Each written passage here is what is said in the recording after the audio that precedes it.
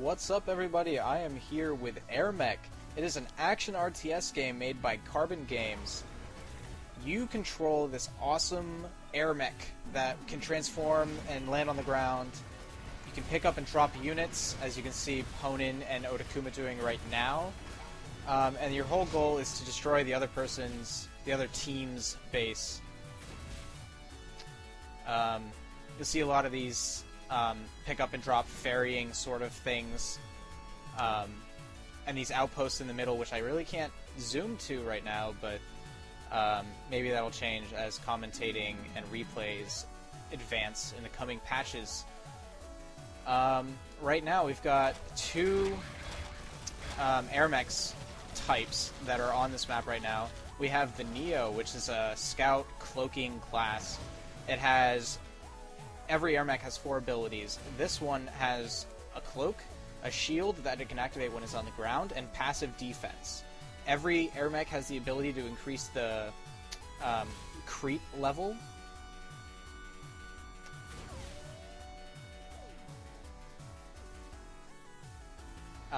The other AirMech that is on this, which Triplicity is using, is called the Striker. He's dead. Its 3 abilities are the passive shield, or not a passive shield, but a shield it can activate while it's in the air. It has bonus damage on its guns. That's its 3rd ability, and its 2nd ability is a Gundam mode, which, you know, we don't want to break copyright laws or anything, but it basically gains a sword and a shield and will use energy to absorb damage. As soon as his energy is gone, though, Gundam mode turns off. So, right now we've got these 2 capture points in the middle. What these teams are going to want to do is they're going to want to capture them with infantry. The bases will create infantry, or you can make them and then drop them. So, as soon as you control it, it'll turn to your color, it'll heal you, it'll give you more energy when you fly over it, and you can pick up units from it, giving you a lot of map control that you can use to put pressure on the other team. There's these little pads that extend out the side of these bases. They hold building-type units, I guess you could say. They'll give you... They're normally for defensive fortifications. Although they can give you extra money. There's a unit called a Moneymaker, which gives you extra money. And then there's also a bot spawner that you can put down, which will create extra runner-type units, which can capture bases and put a lot of pressure on the map. They're usually better for larger maps. This is a pretty small one.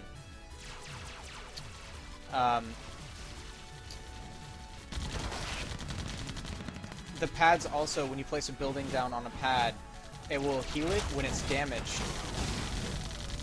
which is really good for defenses, which is what they're mostly used for. You can see Otakuma there using a shield, that's why he's got that blue thing over him.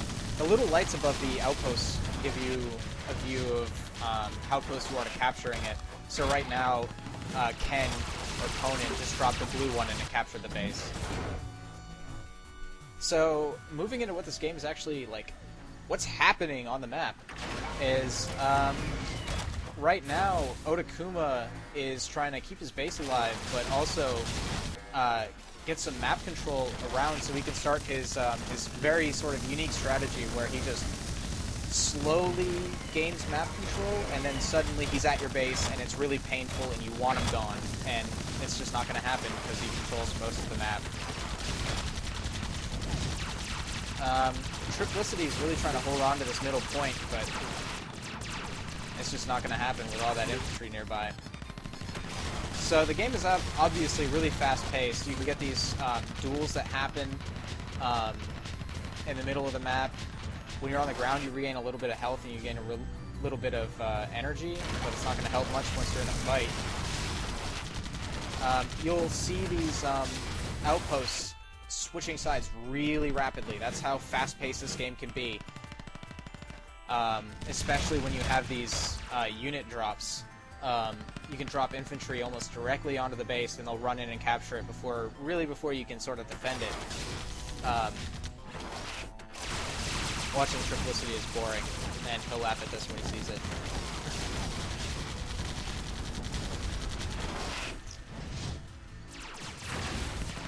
What are some other things that you might not know? I could go into all the units do.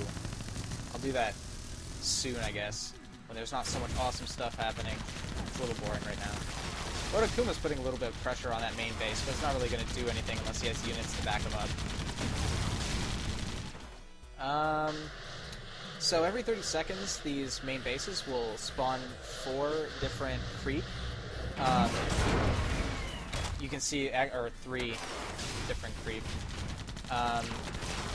And those can be normal, and then they can be upgraded 3 times. So you can see up on the top, Ken has the first upgrade on that little dude sitting in this little green dude at the top of the screen. So he's upgraded at 1 time, which means that the creeps are just a little bit stronger. I just can't believe I didn't mention this, but there are levels in the game, sort of Dota style more than RTS, but you gain levels by capturing points or dropping infantry and killing them. If your units kill infantry or other units, you'll gain some experience for it, and you'll level up, and this is sort of how you gain these abilities, and how you become really powerful such that your opponents hate you and you do crap tons of damage, and you're pretty much unstoppable. So, right now, the red team has a really good control on this middle point, which will help them sort of put pressure down towards the blue team's base down this bottom left sort of corridor. But you'll see throughout the majority of this game, blue team has a really nice control over this top sort of isolated point, which gives them a straight sort of shot into the red team's base. Red team has these bot spawners, which sort of help them capture this middle point at the bottom, but I don't think they're going to be. You'll find that they're not too useful in this match after a certain point. See, the one thing I like about Otakuma's playstyle is that he really likes his base. You'll see back at blue base, there's a lot of defense, and pushing through it is really hard without these units. Otakuma also likes to come in and drop these units at the back door, and this is a very common strategy that happens, is to be able to come in and drop a unit which will attack the base. When you attack the base, the other team gets a siren and a notification saying, hey, your base is getting wrecked, you should probably come help it.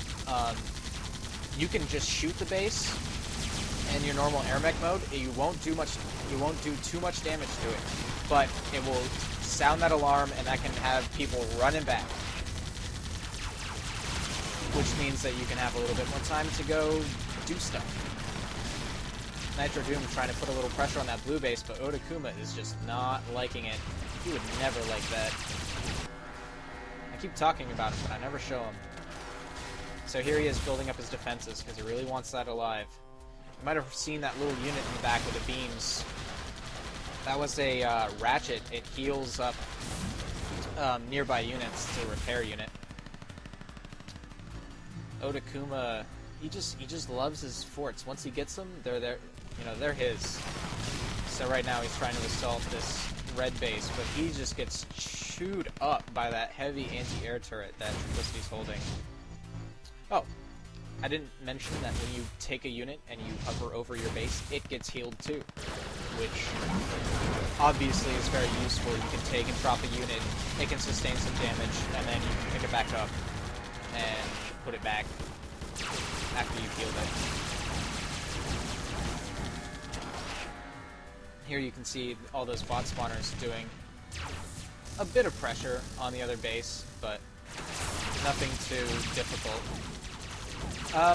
Right now, the way that the game is set up obviously is an alpha. It's not necessarily the most representation of what the general population is going to see, and as such, these Neos have a sort of temporary ability that gives them a shield on the ground. It's a very nice shield. It will soak up a lot of damage before it finally goes down, which allows you to do these heavy assaults, but that, in a community at least, isn't seen as the Neo's sort of job.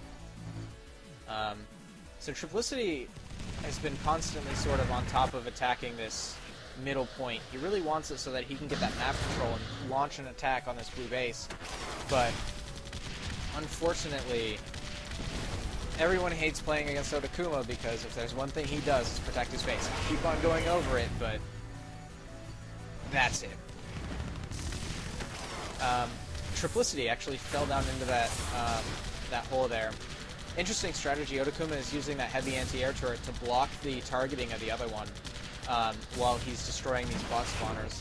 He's gonna fight Triplicity here, melt him, take out the moneymaker, and just start pounding on this base. You can see the base's health in the top right and in the top left. You can see how much money each person has, and their bot count. That's a 22 out of 50 in the top left right now. So lots of attack on this red base.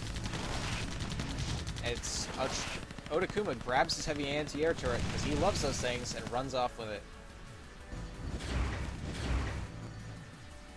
So right now all the action is right around this red base. I've only been playing this game for a couple weeks. Oh, NitroDoom. He drops down a lunchbox. It's the thing that's about to blow up. Lunchboxes will slowly heal your base. It's going to be changed in this next patch or a patch after at least. The two tanks that are sitting in front of the base, they're called armadillos. They're doing a lot of damage to that red base and just finally got taken out with Triplicity in Gundam mode. Gundam's Ho, as the community would say, I guess. I don't know. So Triplicity is actually taking these defenses and moving them back because he's Otakuma and Pwnan, or Ken, one of the developers, is putting a lot of pressure down. Oh, Otakuma gets seen by Triplicity, but he is level 5. Very high level. Just goes to show that pressure that he can put up. There's another lunchbox. I'm hoping to heal him up a little bit, but Otakuma sees it. Triplicity's still owning this middle bottom point, but he's got a lot of defense on it. With all the pressure that's going down on this red base, I would expect him to take some of those defenses and move them back up. But it's really easy to sort of get lost in the middle of a game. I know I do that a lot.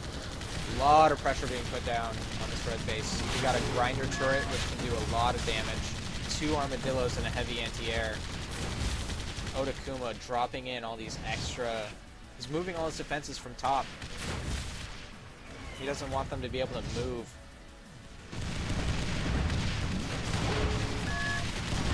Red team trying their hardest to push back. But this is... Oh man, it's so hard to watch because it's so easy to fall into this situation and see no way to get out. The snowball effect is here. It is in the game, and it can be painful and really annoying. NitroDoom is taking this top point because now there's very little defense there, but that's because it's all on the red base. I think NitroDoom sees a backdoor attempt, thinking maybe that the blue base doesn't have much defense, and he wants to be able to pick up some units from this top and move them that way, but I don't think they've scouted it out yet. Still a lot of defenses at this bottom point, as I can see on the minimap at the bottom left, but I think it's too late. This match is pretty much over. Look at all that stuff nearby. Look at all those units. Oh man. Yep, look at all that. He just fended off an attack, a backdoor attempt, but did no damage to the base.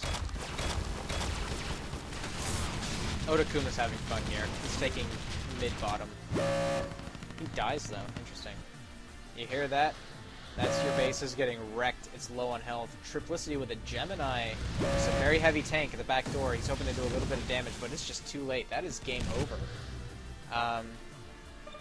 So AirMech's a pretty awesome game. I like it a lot. This has been a commentary on a match between Otakuma, Pwnan, NitroDoom, and Triplicity. I will see you next time, where I'll probably talk more about what the game actually is. Thanks for watching.